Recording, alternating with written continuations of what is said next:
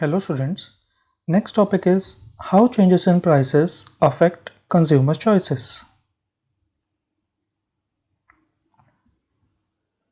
Suppose you have an income of $1,000 per month and you spend your entire income on the consumption of these two goods, that is pizza and Pepsi, where price of pizza is $10 and price of pint of Pepsi is $2.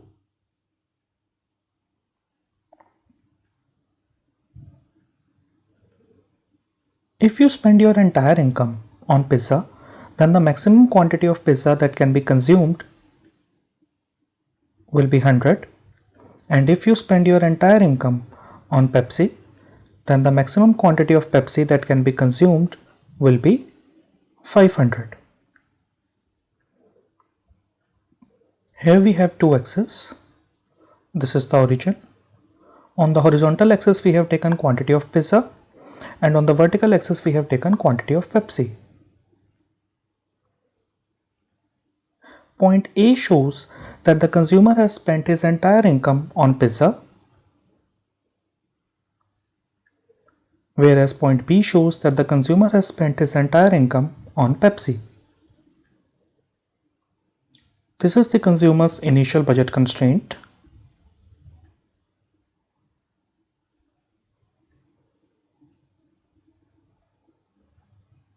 Initial optimum is achieved at point E1.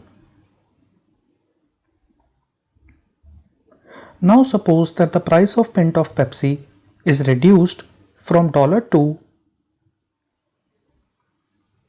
$1, then the maximum quantity of Pepsi that can be consumed will be increased up to 1000 pints. So in the figure, point A will remain same because there has been no change in the price of pizza, whereas the consumer can now purchase 1000 pints. So point B will move to point C, and the new budget constraint will be this one. You can notice that there has been change in the slope of the budget constraint. If we talk about the initial slope of the budget constraint, then it will be price of pizza upon price of Pepsi, that is $10 upon $2, which is 5 upon 1, and the slope of the new budget constraint is $10 upon $1, which is 10 upon 1. So the consumer can now trade a pizza for 10 pints rather than 5 pints of Pepsi. And that is the reason the new budget constraint has a steeper slope.